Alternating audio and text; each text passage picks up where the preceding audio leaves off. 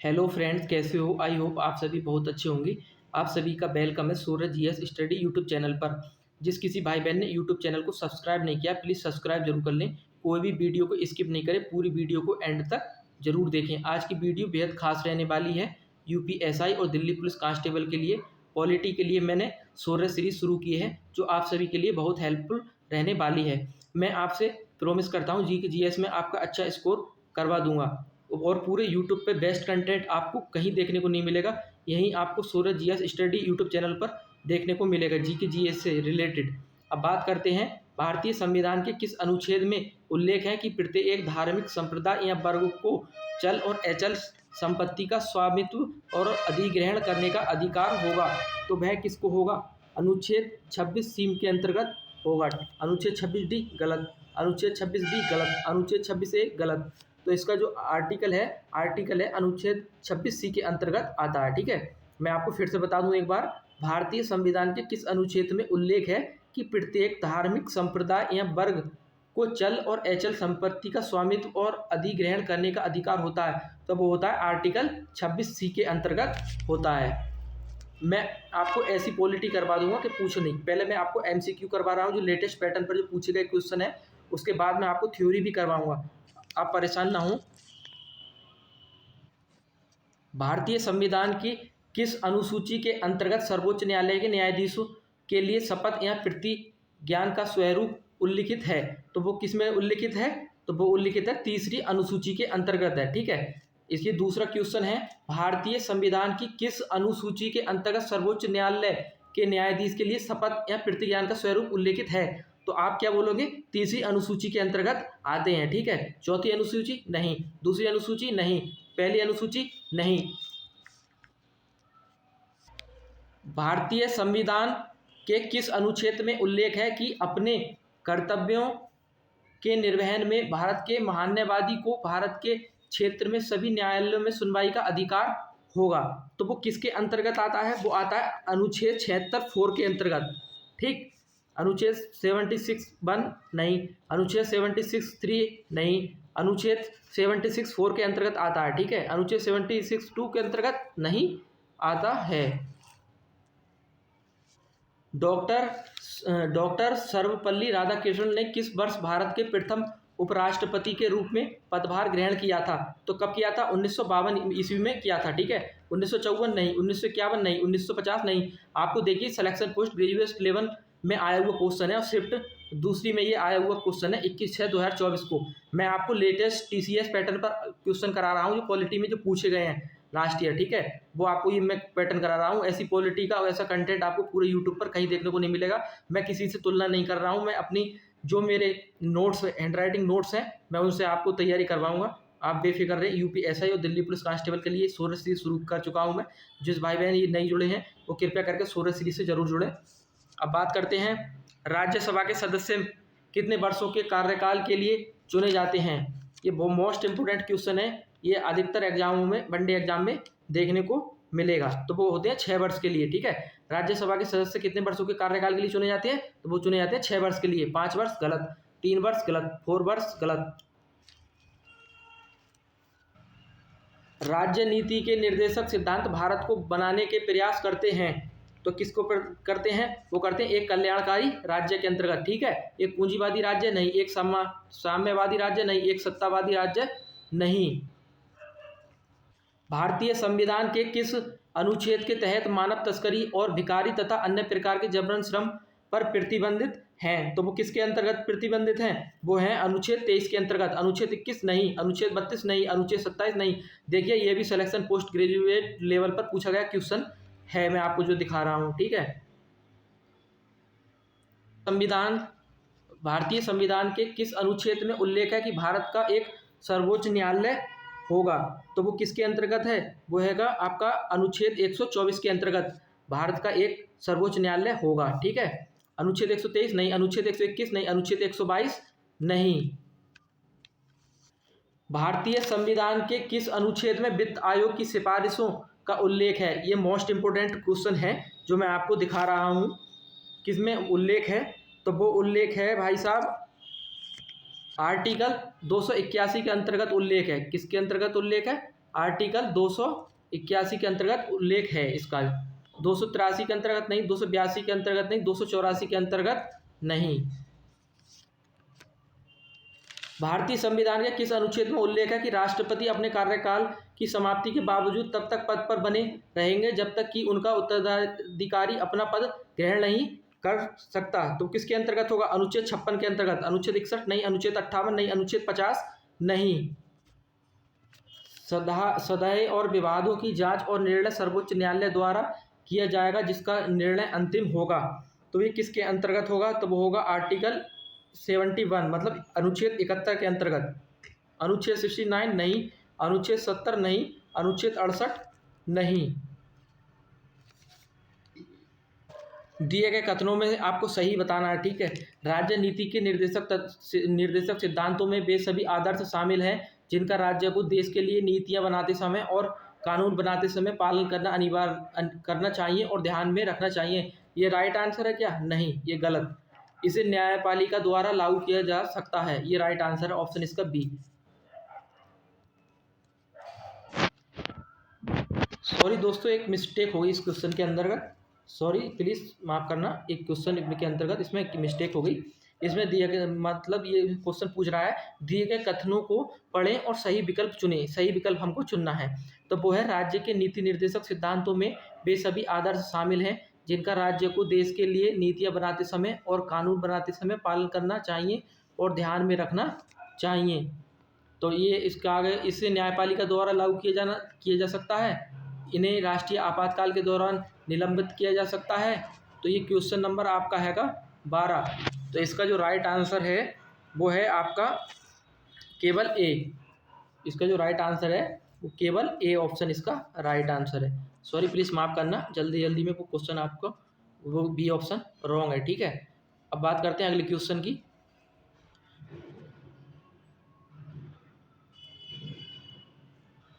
राज्य विधानमंडल में पीठासीन अधिकारी अध्यक्ष का चुनाव कौन करता है? मंत्रिपरिषद करता है? नहीं करता। विधानसभा के सदस्य करते हैं? तो इसके ये राइट आंसर होगा विधानसभा के सदस्य करते हैं। विधान परिषद के सदस्य करते हैं? नहीं। मुख्यमंत्री करते हैं? तो ये नहीं करते, ठीक है। अब बात करते हैं 14 नंबर की। निम्नलिखित में से कौन राज्य नीति निर्देशक सिद्धांतों के अंतर्गत नहीं आता है? तो वो लोगों के कल्याण को बढ़ावा देना, ये क्या है? गलत। भारतीय स्थानीय भाषाओं को बढ़ावा देना, ये नहीं आता है। सामान्य नागरिक संहिता, ये भी गलत है। उद्योगों को बढ़ावा देना, ये भी गलत है। भारतीय संविधान के किस अनुच्छेद में उल्लेख है कि राष्ट्रपति पुनः चुनाव के लिए पात्र है? तो अनुच्छेद 57 के अंतर्गत है, ठीक है। भारतीय संविधान के किस अनुच्छेद में उल्लेख है कि राष्ट्रपति पुनः चुनाव के लिए पात्र है, मतलब एक बार फिर से चुनाव के लिए पात्र है? तो कौन से आर्टिकल के अंतर्गत आता है? तो वो आता है 57, अनुच्छेद 57 के अंतर्गत आता है। अनुच्छेद 54 नहीं, अनुच्छेद 55 नहीं, अनुच्छेद 56 नहीं। किस मंत्रालय ने प्रधानमंत्री रोजगार प्रोत्साहन योजना को शुरू किया था? तो वो किसने किया था? श्रम एवं रोजगार मंत्रालय ने इस योजना को शुरू किया था। गृह मंत्रालय नहीं, कॉर्पोरेट मामलों का मंत्रालय नहीं, विकास मंत्रालय ये भी नहीं।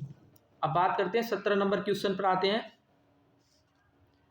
निम्नलिखित में से भारतीय संविधान का जनक किसे कहा जाता है? किसे कहा जाता है? डॉक्टर भीमराव अंबेडकर को कहा जाता है। अब आते हैं 18 नंबर क्वेश्चन पर। भारत के राष्ट्रीय ध्वज के डिजाइनर कौन थे? तो ये मोस्ट इंपोर्टेंट क्वेश्चन है। ये जो क्वेश्चन मैं आपको दिखा रहा हूँ, भारत के राष्ट्रीय ध्वज के डिजाइनर कौन थे? तो वो थे पिंगली वेंकैया। पिंगली वेंकैया, ये आप नोट डाउन कर लेना और इसको याद भी रखना, काफ़ी बार पूछा गया ये क्वेश्चन है। BN राव, KM मुंशी नहीं, प्रेम बिहारी नारायण ये भी नहीं।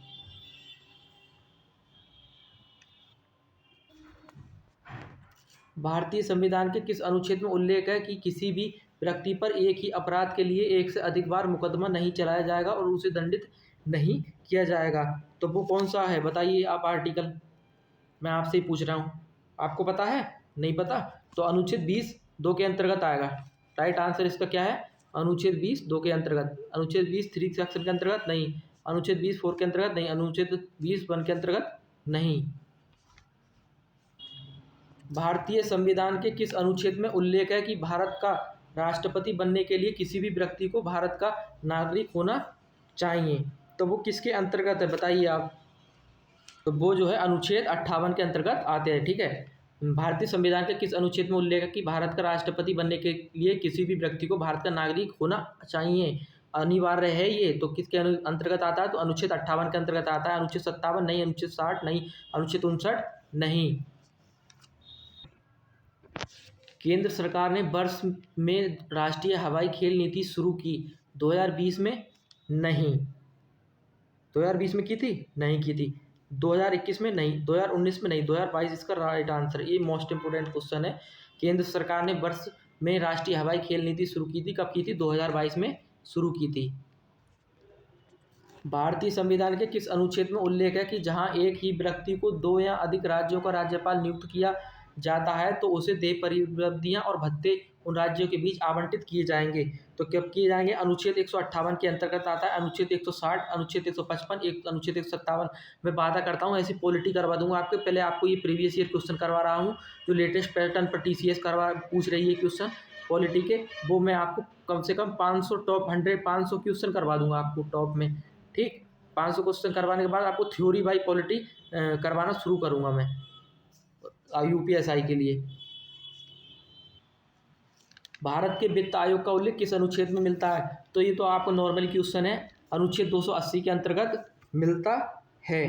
अनुच्छेद 370 नहीं, अनुच्छेद 375 नहीं, अनुच्छेद 292 नहीं।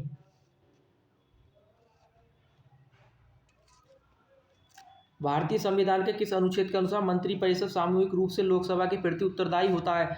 तो वो होता है 75, अनुच्छेद 75 सेक्शन 3 के अंतर्गत। ठीक है, ये राइट आंसर है। ये रॉन्ग और ये वाला भी रॉन्ग आंसर है। अब बात करते हैं भारतीय संविधान का कौन सा अनुच्छेद मौलिक कर्तव्य से संबंधित है? तो वो मौलिक कर्तव्य से संबंधित है तो वो अनुच्छेद 51A संबंधित है। अनुच्छेद 50A नहीं, अनुच्छेद 53A नहीं, अनुच्छेद 52A नहीं। ये क्वेश्चन काफ़ी मोस्ट इंपोर्टेंट है। ये SI CPU पेपर में पूछा गया क्वेश्चन है और कई बार पूछा भी गया। ठीक है, इसकी और इस क्वेश्चन को बहुत इंपॉर्टेंट है, ये नोट भी आप कर सकते हैं। राइट, तो निम्नलिखित में से कौन सा भारतीय नागरिक का मौलिक कर्तव्य नहीं है? तो हमारी समग्र संस्कृति की समृद्ध विरासत को महत्व देना और संरक्षित करना? नहीं, ये रॉन्ग है। ठीक, सार्वजनिक चुनावों में मतदान करना, ये राइट आंसर है इसका। सार्वजनिक संपत्ति की सुरक्षा करना और हिंसा से दूर रहना, ये गलत है। भारत की अखंडता, एकता और अखंडता को बनाए रखना और उसकी रक्षा करना, ये भी रॉन्ग आंसर है। मतलब जो इसमें सही नहीं है ये पूछा है इसमें। ठीक है, तो ऑप्शन क्या होगा? सार्वजनिक चुनावों में मतदान करना। भारतीय संविधान में मौलिक अधिकारों के चार्टर का विचार निम्नलिखित में से किस संविधान से लिया गया था? तो वो लिया गया था संयुक्त राज्य अमेरिका के संविधान से लिया गया था। फ्रांसीसी संविधान? नहीं। ब्राजील का संविधान? नहीं। स्पेनिश का संविधान? नहीं। भारतीय संविधान के किस अनुच्छेद में उल्लेख है कि सर्वोच्च न्यायालय द्वारा घोषित कानून भारत के क्षेत्र के भीतर सभी न्यायालयों को बाध्यकारी होगा? तो वह किसके अंतर्गत होगा बाध्यकारी? तो वो होगा आर्टिकल 141 के अंतर्गत। आर्टिकल 147 गलत, आर्टिकल 137 गलत, आर्टिकल 151 गलत। भारतीय संविधान के निम्नलिखित में से किस भाग को आमतौर पर भारत का मैग्ना कार्टा कहा जाता है? तो वो कहा जाता है पार्ट भाग 3, यानी कि भाग 3 को कहा जाता है। भाग 2 नहीं, भाग 1 नहीं, भाग 4 नहीं। भारतीय संविधान के किस अनुच्छेद में राज्यपाल के राज्य विधानमंडल के सदन या सदनों को संबोधित करने और संदेश भेजने के अधिकार का उल्लेख है? तो वह किसके अंतर्गत आता है? अनुच्छेद 175 के अंतर्गत। अनुच्छेद 176 नहीं, अनुच्छेद 172 नहीं, अनुच्छेद 171 नहीं। राइट आंसर अनुच्छेद 175। भारत में राज्य नीति के निर्देशक सिद्धांत किस देश के संविधान से लिए गए थे? तो वो लिए गए थे आयरलैंड से। राइट आंसर इसका क्या है? आयरलैंड से राज्य नीति निर्देशक तत्व लिए गए थे। ब्रिटेन? नहीं। USSR? नहीं। US America? नहीं। अब बात करते हैं भारतीय संविधान के किस अनुच्छेद में उपाधियों के उन्मूलन का उल्लेख किया गया था? तो वो किया गया था अनुच्छेद 18 के अंतर्गत किया गया था। अनुच्छेद 23 नहीं, अनुच्छेद 13 नहीं, अनुच्छेद 24 नहीं। भारतीय संविधान के किस अनुच्छेद में राज्यसभा को सभापति और उपसभापति तथा लोकसभा के अध्यक्ष और उपाध्यक्ष के वेतन और भत्ते का उल्लेख है? तो वो किसके अंतर्गत है? अनुच्छेद 97, अनुच्छेद 97 के अंतर्गत है। अनुच्छेद 92 नहीं, अनुच्छेद 94 नहीं, अनुच्छेद 95 नहीं। भारतीय संविधान के निम्नलिखित में से किस अनुच्छेद में उल्लेख है कि भारत का उपराष्ट्रपति राज्य परिषद का पदेन अध्यक्ष होगा? तो वह किसके अंतर्गत आता है? अनुच्छेद 89 के अंतर्गत। अनुच्छेद 92 नहीं, अनुच्छेद 91 नहीं, अनुच्छेद 91 नहीं। यदि राष्ट्रपति राज्यपाल की रिपोर्ट से संतुष्ट है तो वे अनुच्छेद 356 के तहत राष्ट्रपति शासन की घोषणा कर सकते हैं, लेकिन ऐसी घोषणा शुरू में की अवधि के लिए होती है। तो वो किसके 6 महीने की अवधि के लिए होती है? 3 महीना नहीं, 1 महीना नहीं, 2 महीना नहीं। अब बात करते हैं नेक्स्ट क्वेश्चन पर।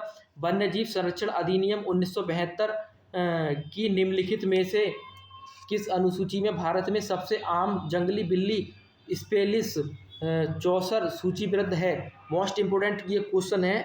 इसमें जो अनुसूची जो है सेकंड के अंतर्गत आती है। अनुसूची 4 नहीं, अनुसूची 1 नहीं, अनुसूची 3 नहीं। निम्नलिखित में से कौन सी विधानसभा की सदस्यता के लिए योग्यता नहीं है? तो कौन सी योग्यता नहीं है? राजनीतिक का ज्ञान, ये योग्यता नहीं है। कोई लाभ का पद न रखना, ये गलत है। भारत का नागरिक, ये भी गलत है। आयु 25 वर्ष, ये भी गलत है। ठीक है, इसमें जो ऑप्शन हो राइट होगा इसका राजनीति का ज्ञान। भारतीय संविधान के किस अनुच्छेद में राज्य के महाधिवक्ता के राज्य विधानमंडल में बोलने के अधिकार का उल्लेख है? तो किसमें? अनुच्छेद 177 के अंतर्गत आता है। अनुच्छेद 181 नहीं, अनुच्छेद 179, अनुच्छेद 183 नहीं। भारतीय संविधान के किस अनुच्छेद में उल्लेख है कि राज्य आधुनिक और वैज्ञानिक तरीके से कृषि और पशुपालन को व्यवस्थित करने का प्रयास करेगा? तो वह किस में करेगा? तो वह करेगा अनुच्छेद 48 के अंतर्गत। अनुच्छेद 43 नहीं, अनुच्छेद 42 नहीं, अनुच्छेद 46 नहीं। निम्नलिखित में से कौन भारतीय संविधान की मूल विशेषता नहीं है? कठोरता और लचीलेपन का मिश्रण नहीं, ये गलत है। सबसे लंबा और लिखित संविधान, ये भी गलत है। संसदीय प्रणाली, ये भी रॉन्ग है। ठीक है, एक स्रोत से लिखा गया, ये क्या है? राइट आंसर है। ऑप्शन इसका डी राइट आंसर है। ठीक है, अब बात करते हैं अनुच्छेद 21 निम्नलिखित में से किस मौलिक अधिकार से संबंधित है? तो किससे है ये संबंधित? तो ये है जीवन और व्यक्तित्व स्वतंत्रता के संरक्षण से संबंधित है। आंसर इसका डी राइट आंसर है। ठीक है, अल्पसंख्यकों की भाषा संस्कृति का संरक्षण नहीं, भाषण की स्वतंत्रता नहीं, धार्मिक मामलों के प्रबंधन स्वतंत्रता नहीं। अनुच्छेद 21 जो है निम्नलिखित में किस मौलिक अधिकार संबंधित है? जीवन और व्यक्तिगत स्वतंत्रता का संरक्षण से संबंधित है। भारत के सर्वोच्च न्यायालय में न्यायाधीश और भारत के मुख्य न्यायाधीश होते हैं, तो वो कौन से होते हैं? 33। ठीक है, राइट आंसर इसका क्या है? 33। भारत के सर्वोच्च न्यायालय में न्यायाधीश और भारत के मुख्य न्यायाधीश होते हैं। टोटल कितने होते हैं? 33 होते हैं। ठीक है, 35 गलत, 30 गलत, 28 गलत। ये SI CPU SSC एग्जाम में पूछा गया है TCS द्वारा ये क्वेश्चन। मैं आपको इसलिए प्रैक्टिस करा रहा हूँ इन क्वेश्चन की, जो लेटेस्ट क्वेश्चन TCS एग्जाम में जो पूछे जा रहे हैं, जिससे आपको क्वेश्चन का लेवल पता चलेगा कि किस प्रकार से क्वेश्चन पूछे जा रहे हैं। क्योंकि मैं जब पॉलिटी करवाऊंगा तो उससे पहले आपको क्वेश्चन का लेवल पता होना चाहिए ना, कि ऐसा ही एग्जाम में किस तरीका के क्वेश्चन आएंगे। SSC किस एग्जाम का पैटर्न, TCS किस एग्जाम का पैटर्न से क्वेश्चन पूछ रही है। अब इसलिए मैं आपको MCQ पहले करवा रहा हूँ सूरज सीरीज के अंतर्गत। जो भाई बहन सूरज सीरीज से नहीं जुड़े हैं वे जुड़ जाएं। जिस भाई बहन ने यूट्यूब चैनल को सब्सक्राइब नहीं किया, प्लीज़ सब्सक्राइब जरूर कर लें। जय हिंद, जय भारत।